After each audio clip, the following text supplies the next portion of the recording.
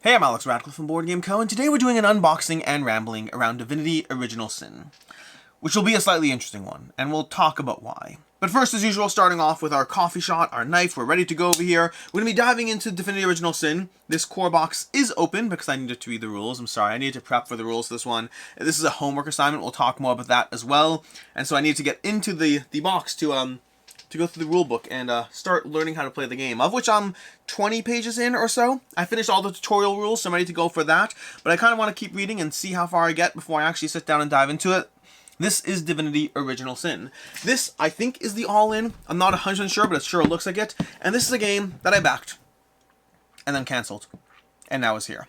I'm going to talk about why, and I wasn't sure whether to do an unboxing around this one or not, and I wasn't sure, and let's get into that. So, a few things to start off with. First of all, if you're new here, this is an unboxing and rambling. That means exactly what it says. In general, I'll be talking about the game, but I'll be talking about a bunch of other things, generally prompted by the game to some degree, but wherever the conversation takes us in any number of different ways.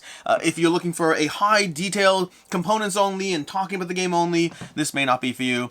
We'll talk about the game, rest assured. I did read through the tutorial and prep to go and all that stuff, but we're going to get into everything else. Past that, other disclaimers, this is a game that I'm going to be doing paid content around. We'll be doing a paid gameplay. There may be a preview as well, so there will be paid content around this game. This video is not paid. They have no idea if I'm doing this unboxing. Arguably, it's possible that this unboxing is a little negative for them. Take that into account as well, so definitely not paid for this unboxing, but there will be paid gameplay content around Divinity Original Sin, and again, possibly a paid tutorial walkthrough, and then possibly a preview as well. We'll get into all of that. But this is a game that I backed, and then I canceled my pledge and asked for a refund way later, which is the only time I have ever done that. Ever. And we'll talk about why as we get into it. But it's not because the game was bad. It's because I wasn't sure what the game was by the time it got around to things. We'll talk about all of this. But first, I guess before we dive into that, we have so many disclaimers before we start this thing. But as usual, our unboxings on the channel are sponsored by OneSharpJoe. OneSharpJoe does a lot of various cool things. You've seen various things of his on the channel, but right now he does these component holders, in addition to the fact that if you are a Disney Lorcana fan, he recently started doing Lorcana, like Lorcana boxes. He does all these various boxes for various LCGs, or Marvel United, or Lord of the Rings the card game, or Marvel Champions, or any of these various things. He does a whole bunch of these things, but he also does these component holders, and I'll have a link to his site down below, as well as a coupon code for a bit of a discount in case you want to get any of his variety of woods in, you know, these nice little magnetic component holders with a variety of different types of woods he has. But that's going to be OneSharpJoe. OneSharpJoe, I'll have a link to it down below. If you're looking for any number of things, from your Twilight inscription insert to your, I don't even know what else does he have. He has a lot of things. Spirit Island isn't a Spirit Island. He has a lot of various things. Dominion card games and all that stuff. And again, Lorcana and component holders as well. But so I'll have a link to that down below. Past that, Divinity Original Sin. Let's go ahead and get into it. Let's talk about the game. We'll talk about my experience with the game, where I am, all of that. But again, I debated not doing an unboxing at all because of the fact that this is one that was sent to me for review content, for preview content, and for gameplay content. And that had me a drop hesitant as to, well, I don't want to just, I mean, this is a kind of game I would unbox, so I wanted to unbox it. But it's like also more nuanced than that. But first, Divinity Original Sin, stop, do not unpack the game until you read this. It includes a tutorial that helps you learn to play the game without reading the full rulebook. We strongly recommend playing the tutorial before starting the core campaign, as it will introduce you to the story and recommend and teach important aspects of gameplay. The components required to play the tutorial are separated from the rest of the box. They include the cards and components for 4 pre-made characters that are used during the tutorial, and then the tutorial will be given the option to continue with the pre-made characters or create your own. To set up, take out the components below, then follow the instructions on the first page of the Divine Atlas, and then there's just art on the back over here. So we have the rulebook over here. This is the rulebook that, you know, I already started diving into. I already read the first 12 pages or so of the tutorial. There's going to be 12 pages that take you to tutorial, and they are fast reading, by the way. There's some setup over here, nothing crazy. There's the game overview. In general, the board, you're going to be navigating around as you wander from location to location with your characters. You're going to be making choices. You go there trying to manage your time as the countdown timer slowly clocks down. You have your combat rounds, your rest rounds. You basically have an exploration round, rest rounds, and combat rounds in the game. You have cooldown tracks, end of round, reaching the exit, and that's basically all you need to know. Which, granted, I just skipped like 12 pages in like, I don't know, 12 seconds. But it is very quick reading to get there.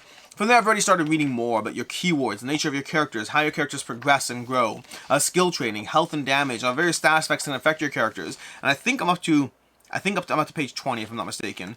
Yeah, I don't think I've actually fully read on skills yet. So there's a whole lot more to go through. I will say, so far, it's incredibly quick reading. It's like just large text, lots of pictures. Overall, it's pretty fast to get through this, even though it is, you know, 52 pages left, or 51 pages to get to the variants and all that. So lots to go through, but so far, easy enough to get through. Past that, we have our giant book over here. This is going to be the Divine Atlas, the main thing you're exploring through as you go through the game. So I'm going to try to maintain a minimal amount of any spoilers here, but if you're in any way concerned, meaning spoilers, I haven't played this yet, so I can't give you that kind of spoilers, but I am going to open the book. And so if you're in any way concerned about me possibly flipping a page past where I should be, I'll just skip ahead a few minutes, but I'm going to stick to the tutorial as much as possible.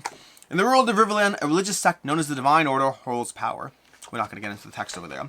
We have tutorial. This tutorial setup, walking us through the origins. The origins are the various characters you're playing as. They are referred to as origins in the game, and they're going to be leveling up across the course of the experience as you go through things. We have our quick start guide, giving you all the various, just the stuff you need to know to be able to start. We have the actual tutorial. This book is massive, by the way. The rulebook for context, just for sizing over here. This is a rulebook. This is a standard 8x12 rulebook, or 8x11.5, whatever it is. And we have the torture chamber over here. Now, I'm going to go ahead and flip through another page, but I'm going to do it from the next page. We got torture chamber. We got this over here. I don't want to like mess with things. I'm gonna like just keeping this. Ooh. Okay. We're gonna keep things nice and loose over here and not actually show you stuff. But I will say there are a lot of pages over here. We got page 36. These are giant pages. We have page 41. There's a lot of fun things to go through over here. So I am intrigued to dive into this. I have not played Divinity Original Sin, the actual video game. I am familiar with its existence, but that's about it. But this book in general has me very interested. Just from the sense of just the sheer scope and scale of wandering around, engaging with the locations, although also hesitant until I actually play it, because the biggest challenge with these kinds of games is, do they hold your interest, not just for a few rounds, but across hours and hours and hours of gameplay, because that's the big challenge. It's easy to be interesting for a few minutes. It's much harder to be interesting for 50 hours.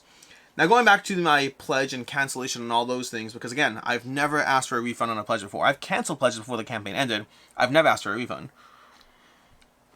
But in the case of Divinity Original Sin, I backed the game because I'm very interested in the game.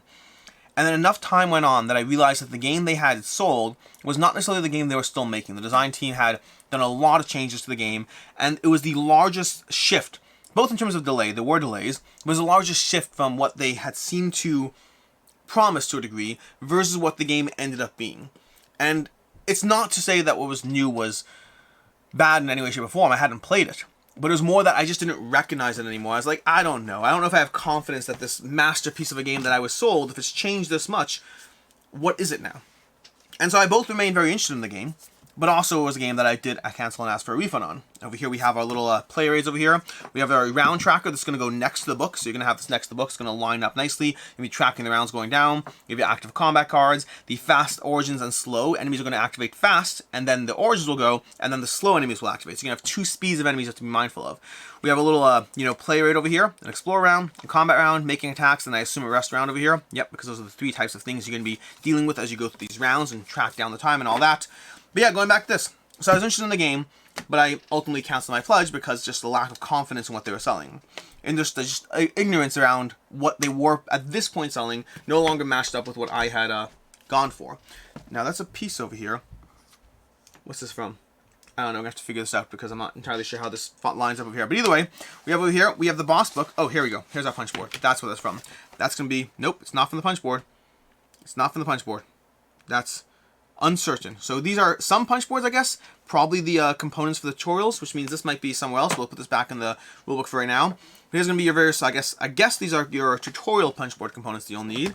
And we have the boss book over here, which I'll open from the front first. Oh, I assume this won't be spoilers for you. So what I'm going to do is the following. I'm going to timestamp this so you can skip this. I don't know enough about the game. I just want to see cool art and some things. So I'm going to show this to you and counting down 5. This might be spoilers, so skip it if you want to go to the next thing. 5, 4, 3, 2, 1. So here's going to be some of the enemies you're fighting against. The bosses specifically. We have Magister Captain Evandris. We have the Ghoul over here.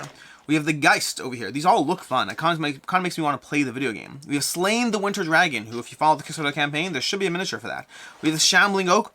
We have Caliga. We have Darkon.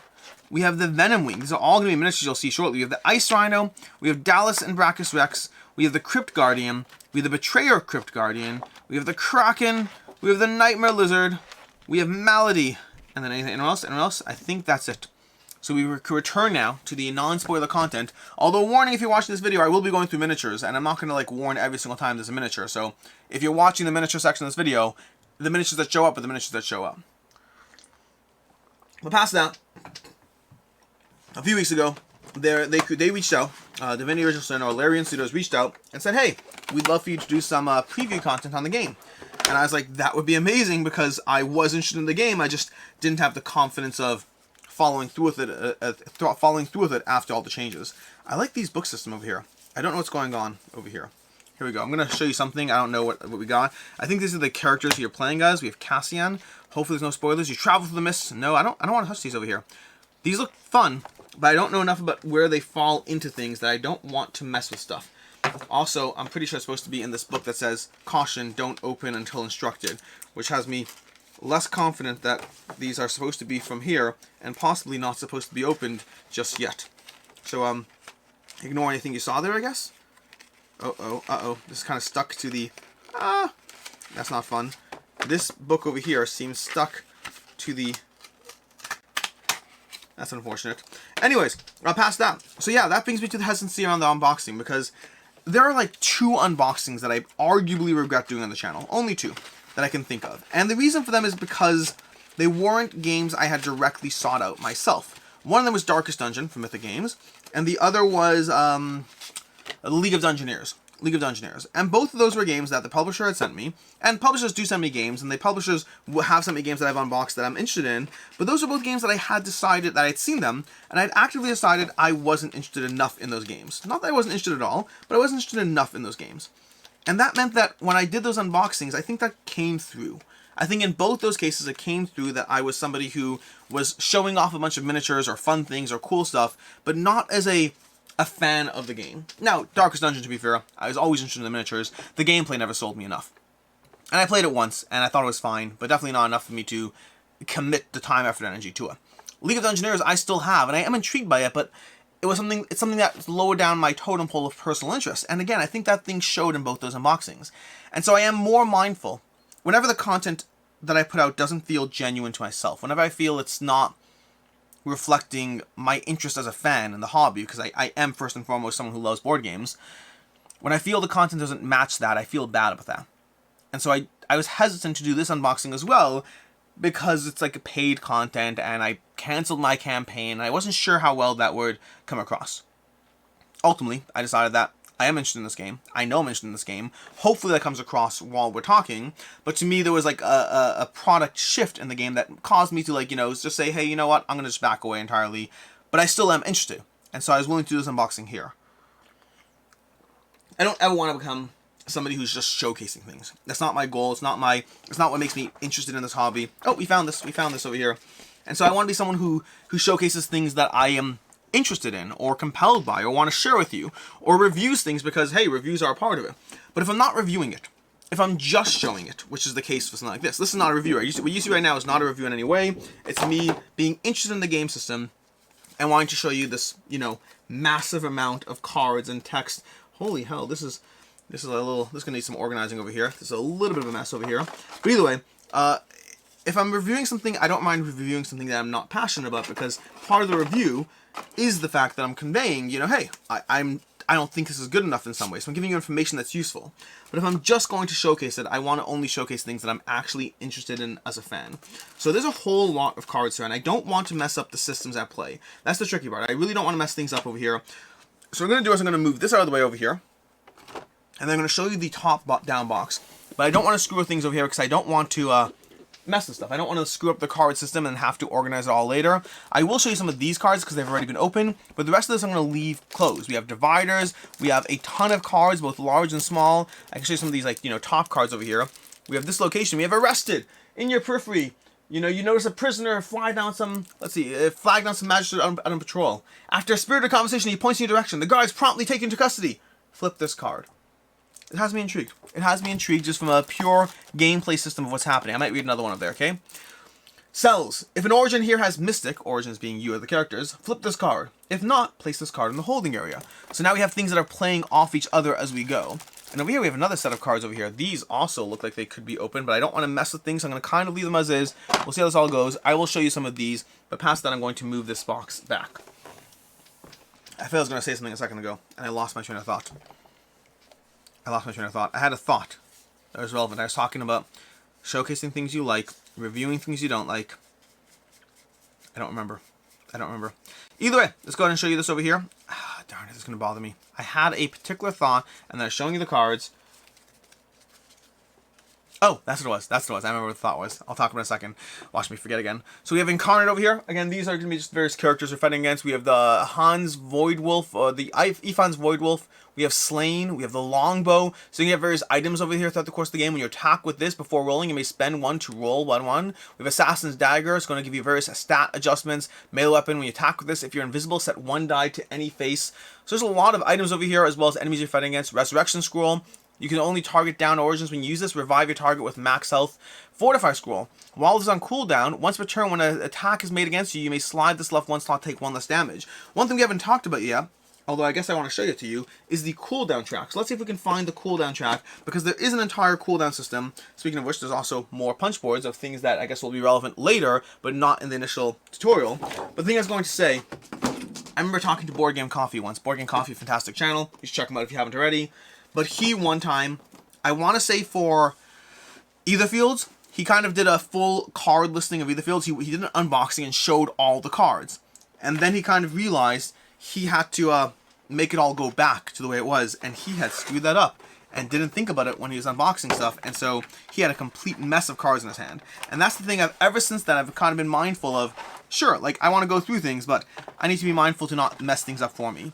So over here, you're going to have the tracks over here. We have different origins. It looks like they're the same color and all that. But you're going to have the origins track. You're going to have a cooldown track. Things are going to go into the cooldown and slowly shuffle along as you go through it. You also have your various talents. Those are the various tokens you've seen me put in there. You have your backpack with the storage limit. You have all the actions over here, the various action costs to them. Reviving, equip, trade, all those things. Your origin card itself. Speaking of which, we have our boss turn track over here. We have our tutorial location cards, which we are going to avoid opening because we don't want to mess things up right now. Again, the goal here is I'm going to do a film tutorial. This goes back to the homework part. For me to do a film tutorial, generally when I do a film gameplay, there are exceptions, and exceptions usually come down to time management, not on my part, but we'll talk about that. These I have no idea if they are. I guess the enemies, I assume you track the enemies somewhere, put down a token to mark them. But generally when I do a gameplay on the channel, particularly, I would say any gameplay, but more so, even more so a paid gameplay. Here's our dice over here, just a bunch of dice. They're fine, they're not special, they're not bad, they're just big dice. But whenever I do a paid gameplay on the channel, I would like to make sure that I'm playing the game first, that when I dive into the paid gameplay, by the time I do so, I know what's happening. Because I want to know what's happening. I want to give a game a good showing. I don't want to be surprised by, not having any idea of what's coming, and then, opening up a section of text and being like, how do you resolve that? I want it to be a comprehensible gameplay. And that means there shouldn't be a sense of discovery, because a sense of discovery means that I'm risking that I won't know what to do with the things I discover. You open up, you turn a new page, and you're like, oh, I don't know what that keyword means. Let me go find the rulebook. It's just not great, for the showing or whatnot. And so to that end, generally, I either play the games myself. Sometimes I'll two-hand it. I don't mind two-handing a game. I'll never review a game based off of two-handing it. Two-handing it, just in case you don't know, means that, let's say you're playing a multiplayer game, I'll play both sides and then review it. I will never do that. Or have never done that, will never do that. But what I will do is I will two-hand a game so that I'm prepped to dive into a gameplay. Things like that I'll do, because I don't mind. It's not a review. It's to help me prepare for it. And very frequently, I have done that. And so, I will either play a game with my friends, especially if I'm asking friends to join for a gameplay, because the balance side, like if you see Meg on the channel, Devin on the channel, they're like more part of the channel, so it's different. I can expect a little more. But if I'm asking a friend to join, I don't want to ask a friend to join a game, have him not enjoy it, and then be like, can you come back now for the actual official one? So very often I'll specifically dive into myself so I know what's going on, and then from there, we'll play it. What's the relevance of this? Oh yeah, the relevance of this. When you're doing something like this with this degree of exploration, it's always harder, because I want to maintain that sense of discovery when I actually play through it, but I don't want that sense of shock and surprise of not knowing how to handle what comes up. And so usually what I'll try to do is, first of all, try to make different choices. So for example, if you've been watching on the channel, I've been going through the full Tenaris Adventures, and in that Tenaris Adventures, so far I've only played one game again, because every other time I have found new games to die. I've specifically chosen it, so choose your own adventure in terms of the scenario you end up with, and I've specifically chosen different scenarios to engage with, so that a sense of, so I have the knowledge from playing it, but I have the sense of discovery that you get to see on camera because I'm playing stuff I haven't played before. The other thing is I get to make other players make choices. So for example, with Divinity Original Sin, in the gameplay, by the time you see the gameplay, I will have gone through some, not necessarily all, I don't know, some or all of the tutorial myself. Which means you'll see whoever I end up playing with, whether, AP, with Meg, with whoever, you'll see the other person is being, like, pushed to make more of the choices. You'll know why, in general, when it happens. If I'm trying to push the other person to make more choices, it's because I want the sense of discovery to come from them, as opposed to me, who knows that if I open door 2, there's going to be a giant monster behind it, and that kind of changes how I interact with it. But again, I want the gameplays to be more natural. Maybe I've broken the illusion by talking to you now, I don't know. We have all these cards over here. No idea what these are. They're dominated. I have no clue. I got nothing. I read parts of the rulebook. I assume these are relevant. I can't remember what these are. They might be status effects, haste, exposed. We have, knockdown. So it looks like status effects, bleeding. So there's a whole deck full of status effects over here. We have tutorial cards that we're going to share and not share. We're going to keep them hidden. So all the cards in this pile we're not going to show you because I want sense of discovery when we actually play through it. We have more cards over here, which I guess I'll open just because I opened the other ones, so why not? But I'm not going to open every single card you see. And we have a whole bunch of boxes to go through as well. Which, there's miniatures, but I don't know what else there is. So there's miniatures and more, I guess we'll say. Whatever the more is. We haven't even gotten to miniatures over here. We have more blinded. We have, frozen. Some more status effects. Poisoned. And shielded. And sundered. Sundered? Stunned. And burning. And all those fun things. So there's status effects galore. We have a few bags over here. And then we have various animals. So we have, let's move these out of the side. Because these will be in the way otherwise. Let's go ahead and put this down here. And let's move that there. That has to go down like that. Sorry, I'm trying to figure out how this fits because I don't like how that's done, but whatever. It is what it is. Okay, let's go and show you this over here. So we have our little kitty cat over here. Miniature quality is okay on this. Not the best, at least not for that one, but they do have better miniatures to go over. Here's some of the heroes. They have flat bases, but again, based on when this game was made, that was more common. More and more you see, I assume these are characters, I believe, if I recall correctly. More and more recent times you see more textured bases. These have textured edges for the bases, but not like true textured bases in the typical sense of what we expect nowadays.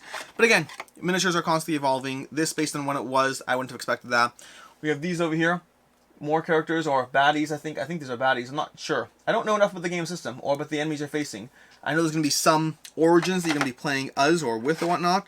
I assume the ones who have ghoul-like faces are probably more enemies. These guys seem like they could be good guys, because we got like a dwarf.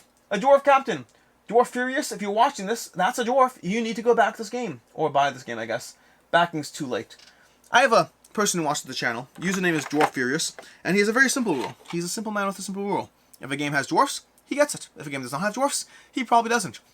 I suspect that the rule is not as direct and simple as all that. I suspect it's partially a show, and not all games with dwarfs does he actually get, and not all games without dwarfs does he not get. But I'm here for the ride. I'm here for the conversation and the show. Anyways, we got more characters over here. And then we got 2 more before we dive out of all the core box. This is it. This is it for the core box. We're done. We've shown you everything. It's mostly cards. Lots and lots of cards. Some various characters you're going to be playing as or against. A few dice. And then a whole book full of locations to go through. So, basically, a lot of content. But a lot of content that we'll see more of when we actually dive properly into the game. Which we are not doing today. The way that insert is, I don't love the elevated plastic sides. It's a little weird. I guess it's to hold this book in play, but I don't think it's necessary and not my favorite. Anyways, let's go ahead and put these all back in here. Let's figure this all out. This thing over here is falling apart, unfortunately. I don't love it, but it is what it is. I'm going to dump this back in here. We got the rulebook, which I need to continue reading, because again, the nice part is if I dive into the tutorial and it works on its own, then I don't necessarily need to read the rest of the rules. But I kind of like to know what's going on, and also, like I said, this is a game that I was interested in, and so I plan on playing past the tutorial. This is not going to be a game where I simply play the tutorial. If it's a really bad game, then yes. If it's a really bad game, then this will be a game that I simply play the tutorial and that's it. But my guess is that I play it more. My guess is that I really give it a shot, because like I said already, this is a game I was interested in. Which brings us to the boxes full of other stuff. I'm going to try to figure out what's miniatures and what not. We have miniatures upgrade set over here. That's going to go over here. We have the Haunted Keep expansion. That looks like it's content. We'll do miniatures last to keep it simple. We have dungeon mode and nightmare mode. That looks like content. And we have Nemesis expansion. Let's go through these all. Let's start with the small one over here. We have the Nightmare expansion. The Nightmare Dungeon. Dungeon mode, Nightmare mode, expansion, 2 new ways to enhance the game. Step into an island of possibilities with dungeon mode. A rogue-like adventure? I'm intrigued. Tell me more. A rogue-like adventure with hundreds of permutations where each playthrough is an expedition to the unknown. Whether a seasoned veteran or a new adventurer, dungeon mode offers completely unique locations and enemy combinations you'll never experience in the main campaign, all in a single gaming session. Dare you face what surprises await you inside? I hate my life. I mean, I love my life, but I hate my life. Because now I'm thinking this is a game I want to keep. I mean, I was interested in it, but the gameplay has to be good first. This is not a recommendation yet. Or for those who seek a greater challenge, put your skills in the ultimate test in Nightmare mode. Not interested. Not interested. I mean, they have a whole thing, modifiers, infused islands. It is an expansion for Dungeon Mode 2, so it's an expansion for the roguelite if it gets too difficult. I want to play too many games. I recently did another purge. I always do purges, because I'm always trying to get rid of the games I'm not playing. Ow. But it gets harder and harder to get rid of games. Part of my recent purge was getting rid of Carnegie, and then realizing that Carnegie is like already in the top 100 or just outside the top 100 of BGG. And I was like, I like Carnegie. I'm gonna play Carnegie more before I get rid of it. But man, it's hard. It's hard to keep up with games. It's hard to play everything you want. So we got this over here. We have End of an Encounter. We have some cards. I don't know. I mean, I guess I'll go through some things maybe. Dungeon mode and Nightmare mode. Components. Intro. We got the Dungeon mode setup over here.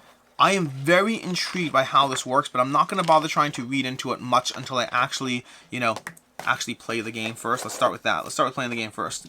But I like roguelites in general, and the idea that this could work as a roguelite, turning into a single session, is intriguing, but let's take it with a grain of salt until I actually play it. Dragon Eclipse did this recently.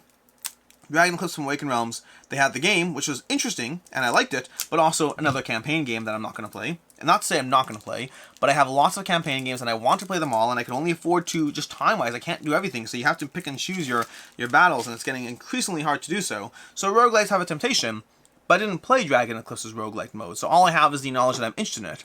We have Shipwrecks and Upper Beach and Smuggler Beach and Dungeon. I'm not going to go through all this here. I don't even know how this interacts yet because I haven't gone through that. Again, the tutorial in theory is going to guide me through a lot of this stuff. Nightmare Boss, Ironclad, Enduring, Unwavering. So all these, I assume these are modifiers. We have an Infected Dragon, and a Staggering Dragon, and a Ferocious Dragon, Strategic Dragon, Rending Dragon, Relentless, Tenacious, Debilitating, Enervating, and Champion Dragon. I assume those are modifier cards. I don't know the modifier cards. I assume the modifier cards.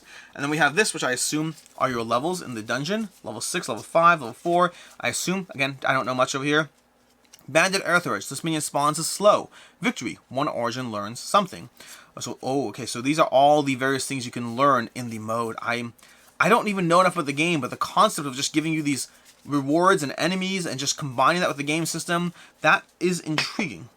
Intriguing is not a game recommendation. As always, intriguing is just a interest level recommendation. So am I interested in this? They've done a great job making me interested in this. And again, part of the problem is I backed this game. I went all in on this game. At the time I went all in on it, I knew enough about what's going on. It's possible there was a dungeon mode, I just don't remember it, I don't know. But they made changes. There's a whole rondel system to the game. They completely changed the art and presentation. They made massive changes to the game. I'm still interested. I just haven't done any, the research I did to decide that I wanted to back it is gone once you change the game, and so that went away. Am I happy to cover it? Yes. Am I happy to talk about it? Yes. Am I excited about the dungeon mode? Yes. Am I excited by the miniatures? They're okay. Oh, Haunt to Keep. I forgot to read the back. Okay. Here monsters in the Haunt to Keep expansion. An old mage greets origins at the entrance to a strange tower and tells us the tale of a grave misfortune that cursed the place. Undead now roam the dark passageways, but somewhere within is a ritual that may end the curse. First, Origins must accept one of many hexes to survive the challenge of the keep where unnatural monstrosities lurk. Potions, weird science, and hexes greet them at every turn, threatening to leave them forever changed. I thought for a second I said forever unchanged. Forever unchanged is not nearly as threatening. You will leave this place unchanged. Okay, we got this board over here, which I mean, let's open this up over here and see what we got. What is this? This is it's just a card? What is this? So over here on the back side, we got, I guess, art. Nope, we got more than art. We got things going on. Let's ignore that right now. We have the entrance hall. So this is basically just a page. This is the equivalent of a page of the giant book. Is that all this is? I mean, it's a board. I'm happy they didn't just make it a sheet, but I guess they couldn't make, I mean, size-wise, they couldn't make it into, they have another, oh my gosh, that's so, I don't know what to make of this. So these function similarly to pages of the book, but they're like giant cardboard thingies as opposed to an individual page. We have the laboratory. Oh my gosh, it bothers me because I feel like these could have been a page. And they're all, do you know how expensive cardboard is? Boards are supposedly one of the more expensive things to have in games. Full-on boards, they are expensive supposedly. More so than miniatures once you've built it. Oh, open. We have over here, we have the ancient library over here. So we got more locations. Again, they're all gonna have their own card text and location cards to go through. We have the rulebook over here. We also have a miniature to go into and cards which we will not open, or will we open? I don't know. I feel like opening all the cards kind of takes some of the oomph out of things. We shouldn't open all the cards, right? Or at least we shouldn't show you all the cards. Maybe we should open all the cards. I'll show you the Voidwoken Soldier. How about that? That's on the cover over there. The art's great. I'll say that. The art for the game is great. We have the Undead Knight. I'm going to show you that too. We have the Undead Knight. And again, I think a lot of these things will have miniatures in the miniature box. The art is so much fun. I'm sorry. We're going to go ahead. I'm skipping some specific because I don't want to show you every piece of art. But what is this? Ooh. Piece of treasure. Let's look at the treasure. Ooh, oh my gosh. Okay. I like what we have here. Ooh, we have a cultist hood. We have a bright staff. We have a mistwood. We have black leather armor. I want the black leather armor. Over there. Again, good art across the board. It's not like, this is not video game art, or maybe it is video game art and I just don't realize. But I think video game art is pretty noticeable. Like, Steamforged Games, for all that I love them, they make games that have clear video game art that I do not love, just for the record. But I like them. I like them past that. Let's go ahead and open these over here and see what we got. I'm dropping plastic everywhere. We'll deal with it all later.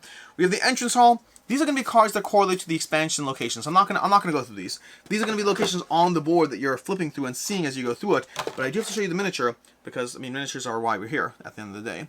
So we have this guy over here. This is going to be the miniature you're going to be looking at for the Dungeons expansion, the Haunted Keep expansion, I should say. The Haunted Keep expansion. So this miniature is pretty good. Like, the extra level of sizing does make a good quality miniature overall. You can see some of the mold lines or the joint lines, whatever you call them. But overall, I'm happy with the general quality of that miniature. Let's go ahead and put all this back over here. We are not done yet. We still got more expansion content to go. And we haven't even touched the miniature expansion. We got so much. We got one more small box expansion and then 2 more miniature expansions to go through. My fingers are like chafing over here. I have like a little dryness of skin. Anyways, the Nemesis expansion. We have to read the text in the back before we open it up. Not like we did last time. We have from Larian Studios. And we have... The Nemesis expansion offers Origins an infernal bargain of a lifetime. Aboard the prison ship headed to Fort Joy. Oh, I just read a book about press gangs. That was not cool. Press gangs are like messed up, by the way. Aboard the prison ship headed to Fort Joy, an archdemon offers near limitless power to the prisoners. Taking up the offer ensures survivability, but terms of the deal are vague, just like my mortgage. In a game where actions have consequences, Origins must outwit Adramelech himself or pay a steep price. This ever-escalating pact with an archdemon grants many boons, the cost of which may be worse than eternal damnation. But hey man, like, shortening the trip. Honestly, we're so privileged nowadays. We hop on like a 10-hour flight across the country and we're like, oh, it's a 10-hour flight. But we get across the country in 10 hours. You can fly across the entire world in like a day and a half max. We're privileged. Alright, playing with this expansion. New items, new skill school. Ooh, new skill school sounds interesting. Demonology. Ooh, intriguing. Finding status effects. I don't know why I read this expansion when I didn't read the last. We have some punchboards and some dividers, same as last time. And then we have some boards, same as we did last time. Which I'm assuming will represent various locations, same as they did last time. And this one over here, we have Adramelech down here. Okay, so he's going to be somebody big and bad that you're facing off against. But we have the Nemesis over here. So we're going to have a bunch of these boards, same as we did last time, which again feel like they could have been books, but I understand why they couldn't have been books, even as I wish that they had from a pure cost savings. We have 2 more locations over here. I guess I'll open them. I mean, there's not much else to show. This is a miniature, but there's not much else to show. We have Adramelech's Lair over here. So we have the Adramelech's Lair, and these are double-sided, but I'm not showing you everything. We're trying to preserve some area of mystery over here. And then we have the last board that I did not show you, which is going to be the... Let's see, the Fiery Plains or the Cliffs of the Damned. We're going to show you the Cliffs of the Damned and Fiery Plains. Maybe you got a glimpse on that side. The Fiery Plains. The mountain's path cuts through the sharp edges of craggy rock. On your approach to the cliffs, etc., etc., etc. Do I open the cards? I'm not even going to show them to you. Oh, I guess the card art I showed you last time. So let's open some of these cards. We got more cards and more cards. And this is differently packed, which is going to change how I open that. Okay. Adramelech.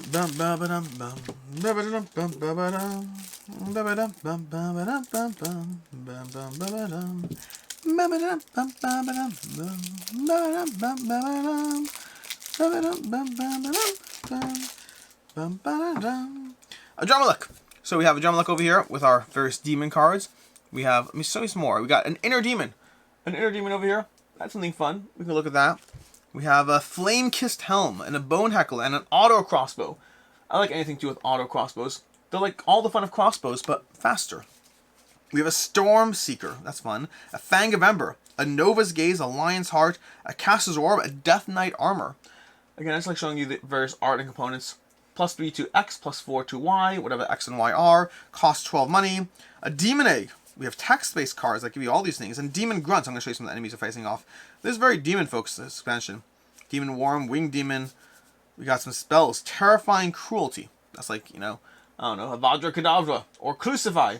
Crucify requires one-hand melee weapon. Make an attack with one-hand melee weapon. Add +1 for each status your target has. That is kind of cruel, honestly. You're hitting them when they're down. You're taking them, like, all their, you know, pain, misery, depression, sadness, and you're like, haha, I'll do more than that. Alright. Oh, I'm sorry. There's a miniature here. I forgot the miniature. Let's go and show you the miniature. The miniature is a Jamaluk. Less impressive than the last one, honestly, but, you know, it's still fine. But, like, I'm not saying you're not scary. All I'm saying is maybe if you were painted, you'd be a bit more scary. That's going to be a Jamaluk over here, who will be faced off against at some point, possibly, and I say possibly with no conviction. Like, I'm more likely to drive into roguelike mode than to play this entire game and need the expansion content. Again, going all in nowadays, there are games where it's worth it. There are games where I have no regrets. But more often than not, it's plug-and-play games. Plug-and-play content is where I'm more intrigued by it. Like, going all in Cthulhu, on Cthulhu Death May Die, I am down for that conversation. That's plug-and-play content. It'll be a fun time. Going all in on Tainted Grail, I'm just not going to play through 500 hours of a campaign game with all the games I have. Although everyone has their own situation. Everyone has their own way they approach games. Everyone has their own backlog of games that they're going through. And so, it's all an interesting conversation that has to be navigated in different ways. Alright, we have...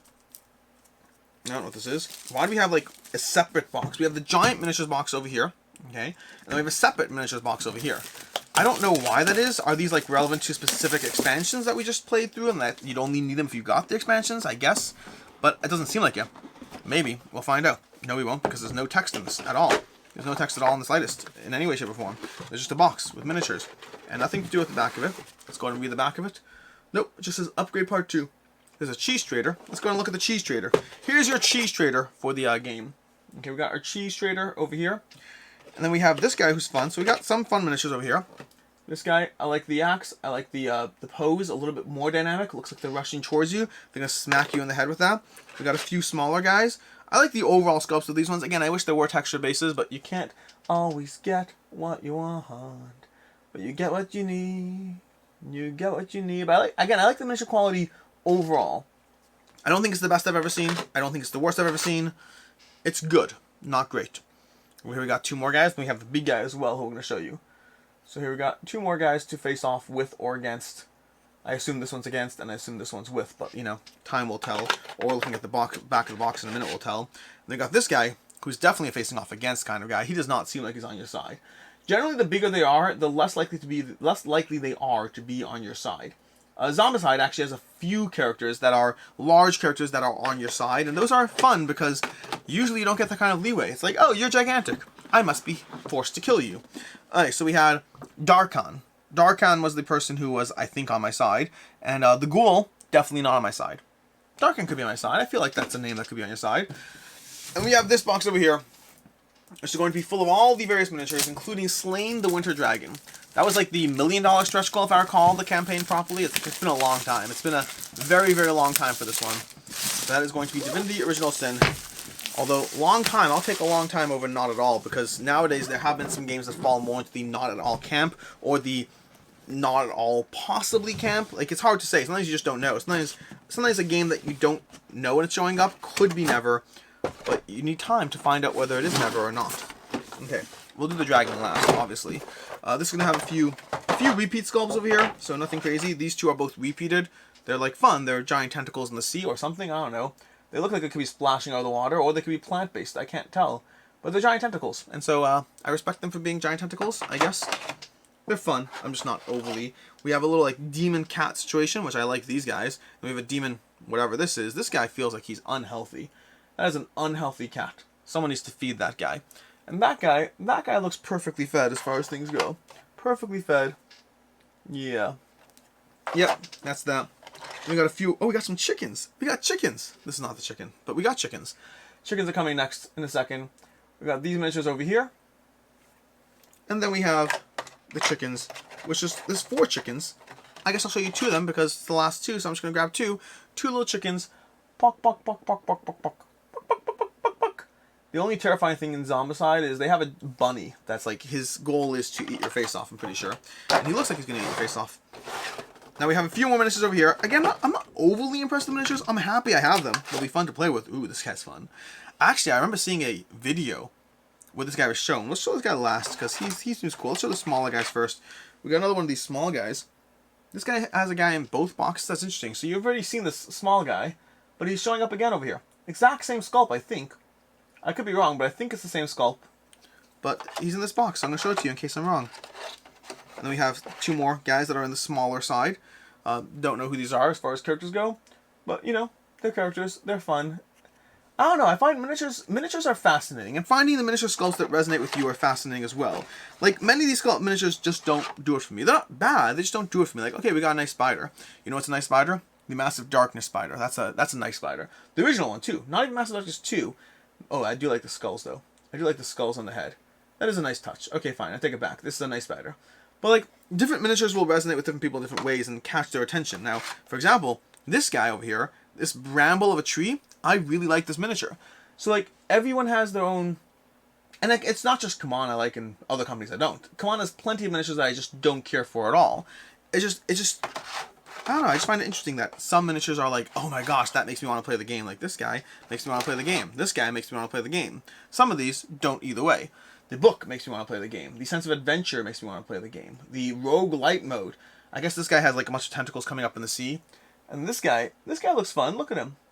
He looks like he could be a fun little play buddy. I mean, he might murder you, but that is how life works. Sometimes the things that are the most fun are the most murdery. Speaking of most fun and most murdery, let's put this back in the box over here. Could they just not make it fit? Like, why do they have a separate small box? I'm intrigued by that. Alright, we have some barrels, which I'm not going to heavily focus on because they're barrels. We have like 4 barrels, and we have this little guy. So we got some barrels over here. I do like the little skull and crossbones on the barrel. I just finished watching One Piece with my kids, and in fact, I'm overdue for continuing some Stranger Things with them, which I'll have to get to at some point soon. But here we got this guy, which means the last thing we have... Oh, and Ahsoka. We should play Ahsoka, too, and watch Ahsoka, too. And then we have Slain the Dragon. Okay? I think his name is Slain. This is the giant dragon that was the $1 million stretch goal. You can see him over here, as far as, you know, just directly in your face. Or we can go ahead and show it to you on the top camera and try to show you as many different angles as possible. It's a nice dragon. I like it. I think I might be spoiled by the Teneris Dragon collection because, ooh, look at that, Divinity Original Sin. Larian Studios, all rights reserved. But I think I might be spoiled by the Teneris Dragon collection because they're all like, you know, 5 or 6 painted dragons with a bunch of different sculpts. I like this, make no mistake. This guy does make me want to play the game. But, like, I'll get to him eventually. Like, when will I face off against a dragon? I don't know. This might be some time. That's everything. That's what we have as far as Divinity Original Sin, the board game. I will be diving into this one at some point with a gameplay tutorial, possibly preview content. We'll find out more at some point if I play enough, possibly a review. All of that, reviews always unpaid. Preview content would be, you know, paid content, showcasing the game, talking about the experience, so you get more than just what you got in this unboxing. A gameplay obviously hopefully gives you an experience of like, oh, that's what it feels like to play the game, and engage with the characters and level things up and wander from zone to zone and do all the things. And review contents if I play it enough to actually feel comfortable reviewing it. Or first impressions. Those are always possible. In any case, and until next time, if you are someone who backed this game, I'm happy it's finally showing up. I was somebody who backed this game, but then I am in the fortunate position of, I love this hobby, I love the space I'm in. I am in the fortunate position that sometimes I get things that I didn't have to pay for. And this is definitely one of those times. This is a game I definitely wanted, but I did back out because I was uncertain, and I am happy that I have it back on my table. So we'll see how it goes. In any case, and until next time, I'm Alex Radcliffe from Board Game Co. I appreciate you being here, and as always, I hope you have a good one.